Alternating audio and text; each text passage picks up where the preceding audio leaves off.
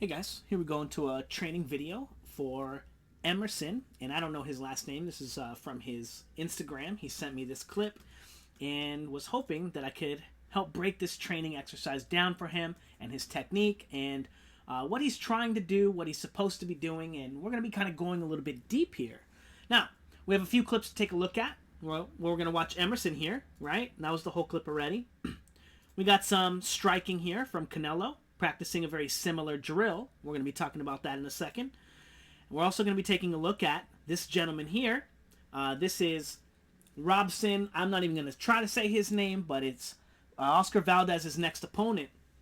And we're going to be taking a look at his training, some of the things that he does well, right? Kinda. Not really. We're going to go ahead and get into it and just talk about here.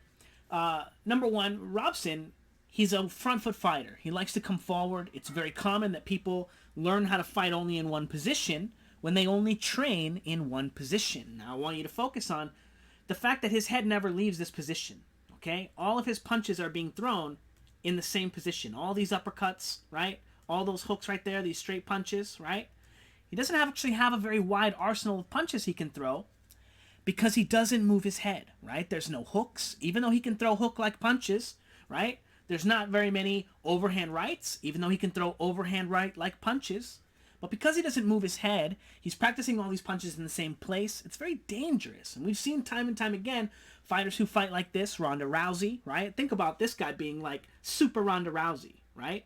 This is the epitome, right? This is the pinnacle, not the epitome. Ronda Rousey is the epitome of what you'd look like as an amateur doing that stuff, right? But this is the pinnacle of what it's going to look like. No one may ever be better at fighting in one position than this guy. No, that's not true, right? There are a lot of people who in history have had, one position, but look at him. He's an animal, and he's probably going to get decimated by Oscar Valdez. Absolutely decimated. Valdez has a pretty decent left hook. This guy can't get his head off the front foot. He's going to be eating jabs and left hooks all night long, okay? So we don't want that to happen to our boy Emerson here. So we're going to take a look at his training, and what we're going to focus on is back foot position, perfect. Front foot position, perfect. He's got his hand up to guard the line. Get that hand up. You gonna let someone hit you with some dumb shit right here? Get that hand up a little bit. Bring that shoulder up a little bit, okay? And now you enter the line, and this first punch, your head doesn't move, right? I mean, it kind of moves, but it doesn't change technically positions, right? You're not crossing the line. And are you throwing a headshot or are you throwing a body shot, right? Because this is a very important idea, because if you throw a body shot, you're not going to be transferring your weight to the back foot or crossing the line. If you throw a headshot, you would be, or you should be, okay? Every time you throw a headshot, you should be crossing the line and transferring your weight to the back foot, number one, because you're not going to be getting all your weight into your opponent's face anyway, okay? Especially if you miss. So your weight needs to go somewhere, so you catch it on the back foot. So it's important that if this is a body shot, that your head is not really going to move, but if it's supposed to be a headshot, you want to practice it in a way that is going to be congruent with how you're supposed to practice it, shadow boxing and on the other bags, and how it's going to be in a fight, right? So we want to think about that. Now, you immediately throw a right hand to the head, right, in a similar position. Okay, we're going to watch that one more time. Boom. Oh, I guess that's a body shot. Headshot. Headshot. Now you should be technically in position 2, right? Now you're rolling to position 2. Okay, so nothing necessarily wrong with that drill, but we want to continue to look at these positions. Okay, there you go. Right hand into left hook to the head, into right hand, left hook to the head, and now you move back off the line to position 2. Now, the heavy bag is a weird bag to learn to box on. Okay, it's the worst bag of all of them until you get really good at boxing, and then it's one of the best. But in the beginning, the heavy bag is a liar, okay? You're never going to be finding the punches the way that you think that you are, because the left hook isn't in the same spot. If you're throwing a right hand, if it's a long right hand, it's usually to your opponent's back foot, right? And there's no left hook available there, but the bag is still going to tell you want to throw the left hook. Now, we don't have that problem when we have our coach, when we have someone who can put us in those correct positions. Now, look at where he throws his right hand. He's not throwing his left hook to the same position, right? he's going to be moving his head across the line, in theory, to the back foot, to this position here, right? This is the position that he's supposed to be finding, the same one after the hook, right? Front foot position with the right hand, back foot position. Now, I do think on average, Eddie Reynoso is one of the best striking coaches in boxing. I think that he's done a pretty good job with Canelo, teaching him striking. He's got excellent drills for the most part. Any of you guys that see something that Canelo's doing, feel free to practice it. A lot of it is really great stuff. He's not always as adventurous as he should be with his training, I don't think, but we don't always get to see everything he's doing, but it's not like he has unlimited time to record videos like this, and anyway, back to the drill. These punches here, right, they don't cause him to cross the line. These are going to be control punches. You just tap, tap, tap, right, and then he slips off the line, moves onto the line with the right hand, and then off the line with the left hook, right, right. That's what's supposed to be going on with it. You can't really see his feet, but his head is crossing the line. He's just using, I think he's using Eddie Reynoso's head as the target and not the pads, right?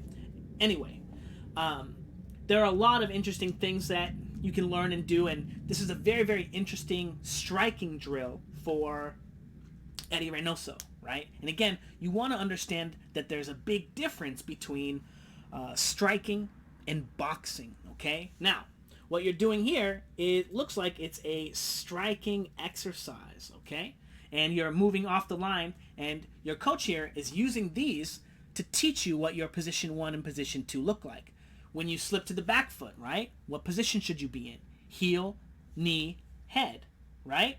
And then you slip to the front foot, right here, when you throw that right hand, heel, knee, head.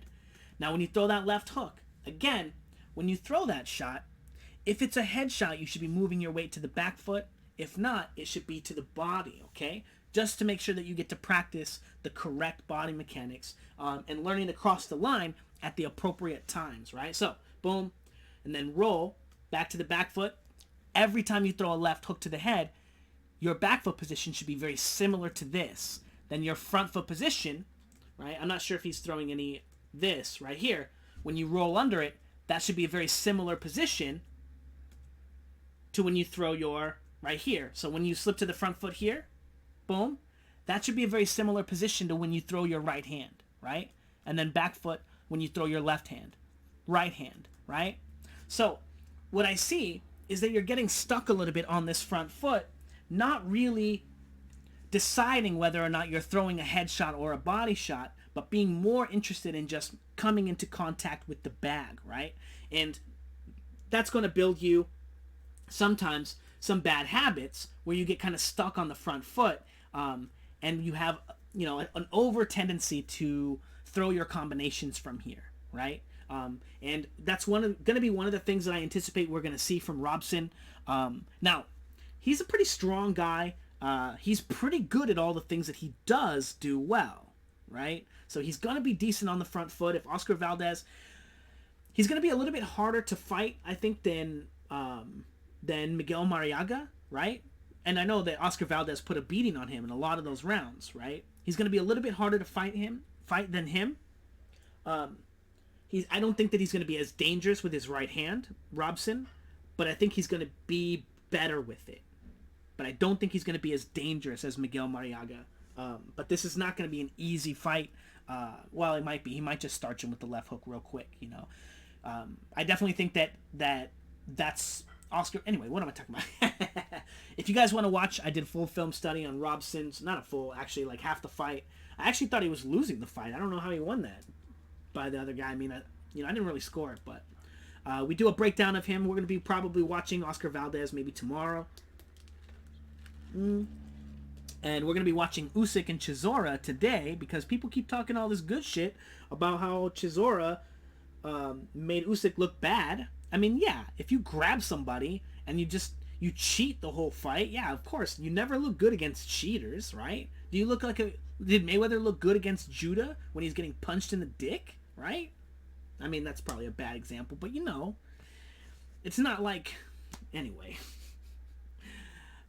that was a very, very physical fight from Chisora. Anyway, we're going to be watching it and talking shit about Chisora and being proud of Chisora too, because he does a lot of cool shit too with his body mechanics and his shifting and stuff. He was actually, you know, he fought leagues above. I mean, he did get to fight a little guy, and people fight better against people who have disadvantages against them, right? Because you're a little more, you know, exploratory with what's going to happen, right? You can mitigate some of the circumstances by being faster or because you're longer, right? They have more anyway, you guys get it. You get it. You're smart. All right, let's see.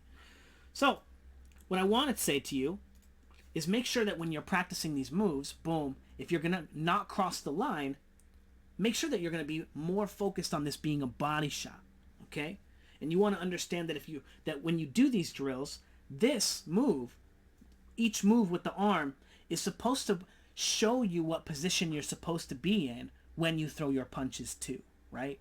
And understanding that when you throw a combination and you stay on the front foot, right? Like Mr. Robson here, right? It's dangerous, right? But these are all combination punches. You may land all of these punches, but that doesn't mean that these punches are going to be able to always stop your opponent from crossing the line. And that's why it's dangerous for someone to throw punches like this on the line in front of someone, because that person can still just cross the line at any time and punch you in the face with a hard shot, right? And that's one of the reasons why Wing Chun fighters, when they wind up getting in the ring with a real boxer, the boxer just goes over the top of the Wing Chun stuff, right? And move his head just a little bit off the line, and then the Wing Chun guy doesn't kick him in the face. He just goes, what'd I do? And then gets hit, right? But that's kind of what happens, and what's likely going to happen to Robson is he's going to be coming in on the line with these straight punches, right? Because he doesn't move his head, he doesn't have access to a lot of power shots, right? And I think that that's going to mean that he's going to get hit with some power shots over the top of these straight punches, or even to the body. Oscar Valdez could just come into the round, feint him one time, and Robson slips to the front foot because he's got such a great front foot position. He'll think it's the best thing to do since sliced bread. Boom, eats a body shot, goes down. Fight could be over. Nah, probably not, because this guy's fought a lot of amateur fights. These kind of guys don't usually lose fights to body shots early in the fight. People don't usually, good fighters.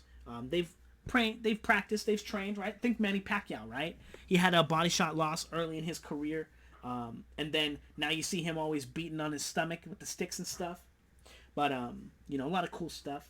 But anyway, we're gonna go ahead and take a look at so again, when he shoots that shot and Canelo slips to the back foot there, that's the position he should be in when he throws that left hook. And see, when he throws the really more exaggerated one, he leaves the line.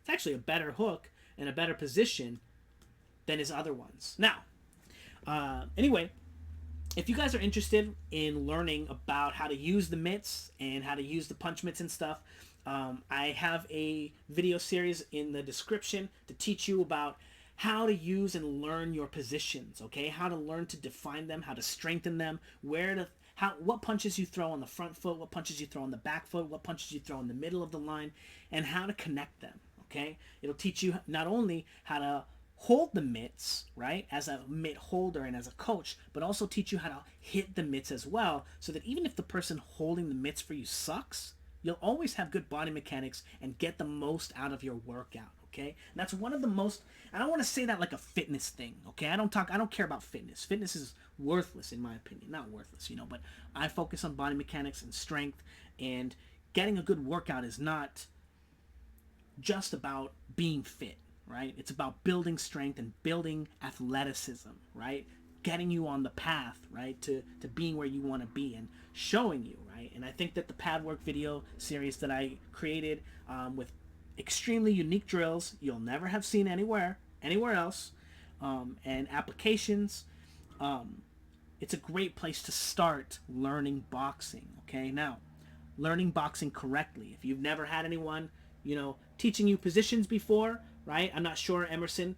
Your boxing, actually, great position one. Boom. Back foot. Now, when you get to this position, your left hand is down, okay? I know that might not seem... your left hand is down, but you should be so far away that A, B, C, and D, right? Kinda.